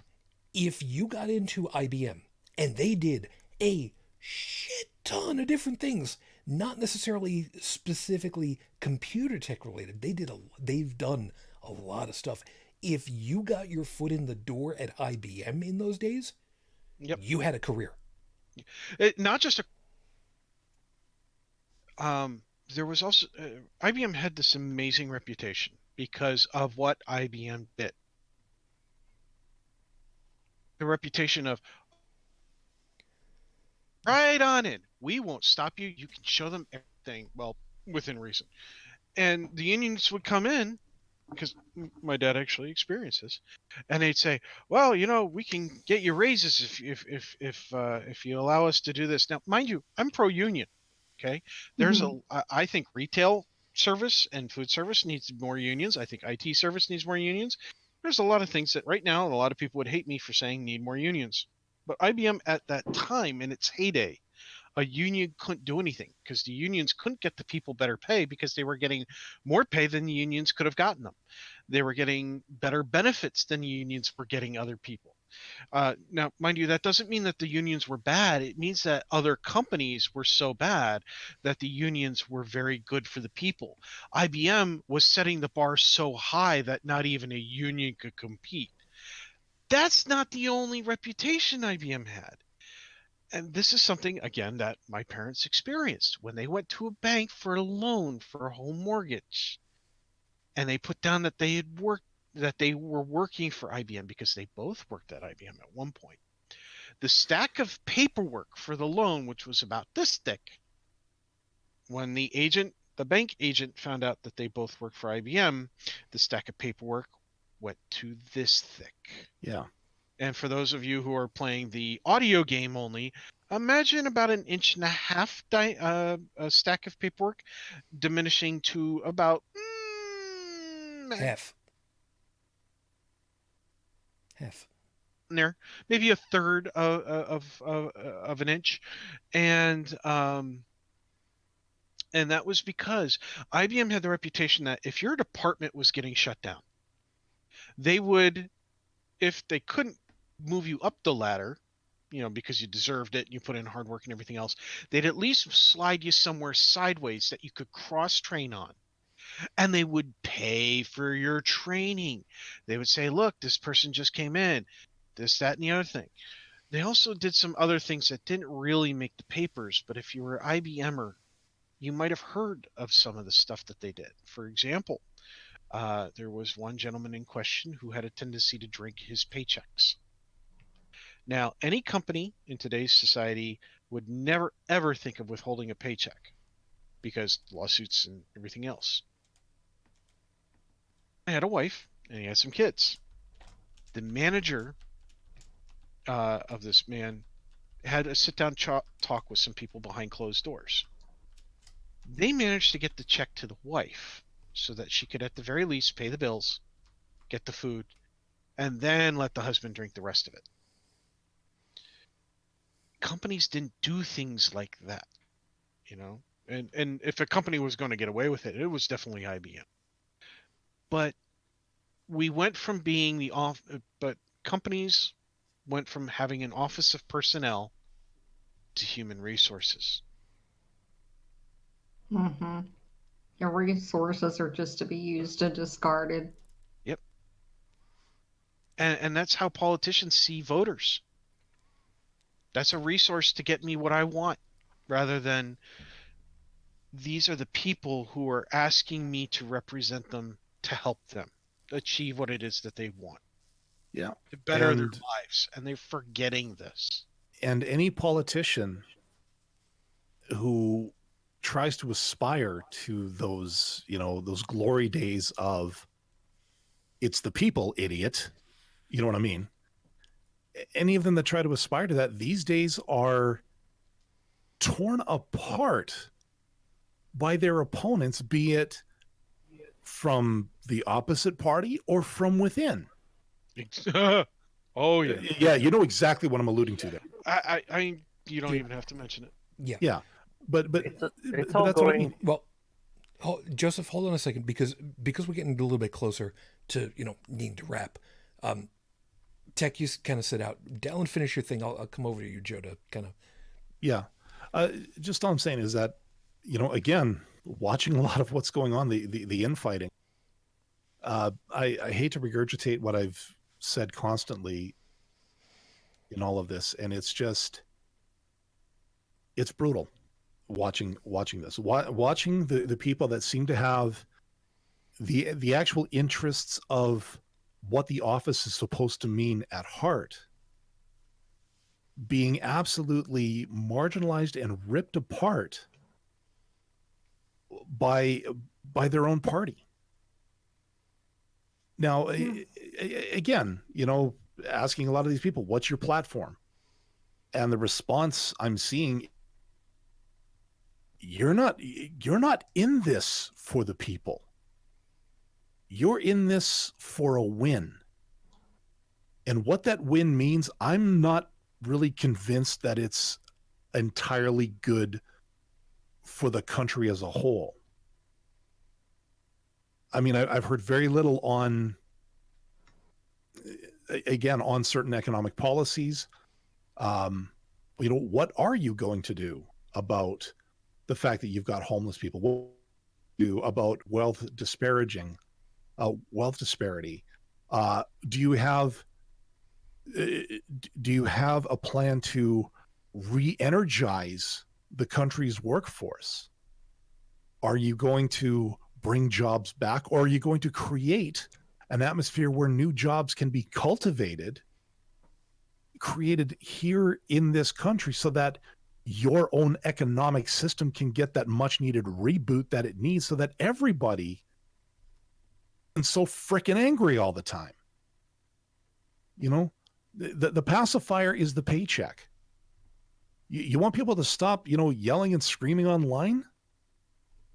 Then stop shipping jobs overseas because you can profit more, because one person profits more. Or encourage entrepreneurship. Give people some kind of avenue or some kind of direction that they can get out of this without just telling them, oh, if you follow me, you're following me because that guy's bad. That's not a reason. That's nothing. That's basically creating ammunition for that one person. And that's not healthy. But to the person listening, that is a reason. I mean, it's what really bugs me about trying to have a conversation with survived by imitators is that their arguments, it's basically every logical fallacy. It's what we have to stop is letting other people decide for us what's best for us. If we don't start thinking for ourselves, it's like what I said before, a democracy without autonomous thinkers is not one. And there's a certain part of our population that are fully aware of that most of us are in survive by imitation mode. And while they want them to be programmed in a way that's most convenient to them, and they seek to get the most out of that situation of dominance. Yeah, that's quite a but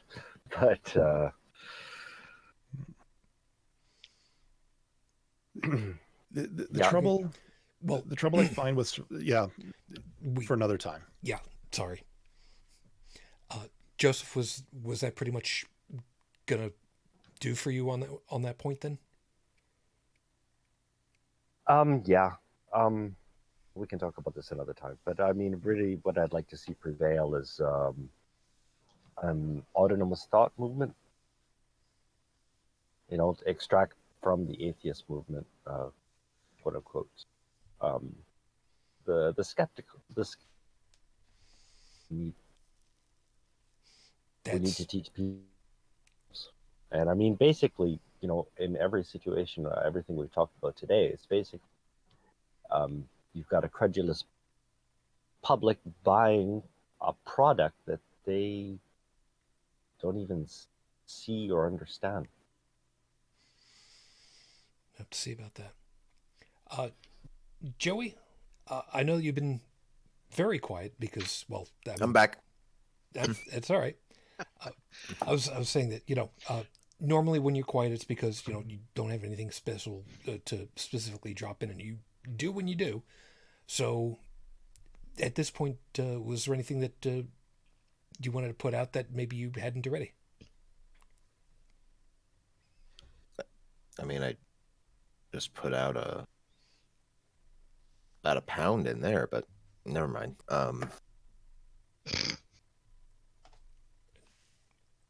I'm coming back into the show after having a short break here. I know. So I'm not sure what exactly we're on right now. It's okay. That's why I was saying if there was anything that you didn't put out that you wanted to that hadn't yet. So if the answer is no, I got nothing. Not at this time, no. Okay. That's fine. And Bridget? Well, the only thing that I've got to say is as long as we have a toddler in chief in the White House and people who want to emulate the toddler in chief, I don't see where things are going to get any better. And fuck Mike Pence. Of course. After I gave her that one, you know, that one night where I was just like, and oh right, yeah. That's why I'm so mixed about the impeachment trial. Is like, if everything goes through successful, then we'll have President Mike Pence. Well, he might get impeached too. If we could, you know how lucky we would have to be for that to happen. His hands were not clean. Trust me. Yeah, but unfortunately, I don't think the fact that he's a great big theocratic poopy head is really an impeachable offense at this point. Now, Okay. the only reason I say that is because I really haven't been following what his laundry list is. Well, he knows where all the bodies are. Right. Hmm. But something tells me he doesn't have any nerve endings left at his fingertips. So, the bamboo shoots between the fingernails ain't going to work. Not that I'm condoning anything, folks. Just my disclaimer. Yeah, I can't say what I'm thinking right now because The management and staff of Holy Crap the Vlogcast do not endorse nor condone the use of torture to elicit information from bad politicians. although it would be Although rather I entertaining. feel like it's a necessary evil. It's not. No, we could always just put them onto a Japanese game show and put them through a whole bunch of hurdles and see what happens from that. There's a thing for that. All right, let me go ahead and close this up because we've only. Where are we time wise? I don't have. We are 5 past midnight, or Yep. 5 past 2 for you. Yep, my thing is saying that we just passed the 2 hour mark, so we're right. All right, we're slightly over Great, time, we but can quit. less overtime than normal. So my real quick closing on this is this. What Dr. King wanted to do is admirable. I wish it were able to have been fulfilled by now. It should have been in a lot of ways. His message is still clear. There is a pathway where love can do what we want it to do in order to change society. But we need to make sure that that message gets earlier and earlier to people. We've been shown time and again, hate is a learned behavior. You put a bunch of kids together, they will just play. You want to play? Sure. Why is your skin that color? I don't know. Okay. Yeah. If we can teach that level of love for one another helps and benefits and does good when all is said and done,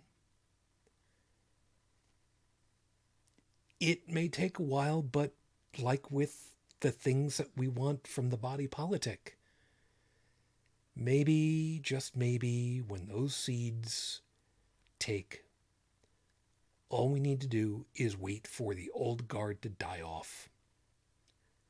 It's going to happen anyway. I think they're trying to take us with them. That is a concern. But I'll be damned if I'm going to go down without having done the best that I can to try to do the King's work. I'll say it. Dr. King is dead. Long live the King. We got to get out of here before I have a minor emotional meltdown that I was not anticipating because reasons. So let's just go ahead and get our butts on out of here. Joseph, as always, thank you very much. You have yourself a great week, and keep working hard, man. You stay warm, and thanks for being able to make it. Oh, thank you, sir. And you have a great week too. I'm hoping for that. I'll give you a happy for the week in a moment. Tech, as always, thank you very much for your time. You try to take care of yourself and keep smiling. Yes, that's good. By the way, to help you with the whole keep smiling thing. By the way, want you to know that the Horrible Scopes did have a listing over here. I wasn't going to do this, but really quickly, because Tech could probably use with a good laugh. The Horrible Scopes from this week. Leo, think your secrets are well hidden? They're not. You've just surrounded yourself with people who are either too nice to say anything or who haven't picked up on your humble brags yet. Remember the IT mantra. All is known. Known. Thought you'd have a good laugh at that. Amusing. Of course, you made me sit in a room with the frickin' Libra fire, though. We'll talk about it later. Bridget, thank you very much for remembering to congratulate Mr. Pence in your own special way. But thank you. You might want to rephrase that. Nope. I said exactly right, because I would like the nice folks at Echelon to know that we really, truly appreciate exactly what we say. So thank you for your time, on. Yeah, thank you. And if you want to send me a friend request, you can find me on Facebook, Bridget Fitch. Find me at blog at bridgetfitch2112.wordpress.com, or stop by and see me Monday night on Beyond the Trailer Central, 9:30 Eastern, where I'm not sure what yet, but I'm sure it will be interesting as always. Fair enough, hon. Thank you. Do you want to say it one more time? Fuck you, Mike Pence. Well, you didn't say it the same way, so I guess it doesn't qualify as the same thing. So we'll Fuck have... you, Mike Pence. That's close enough at this point. I think we're going to have to change the rating of the show now. Possibly. Joey, thank you. As always, you have yourself a warmer rest of the week, and drier, preferably. No promises, but fuck you, Mike Pence. Thank you. Dallin, I believe you can get away with saying diplomatic immunity.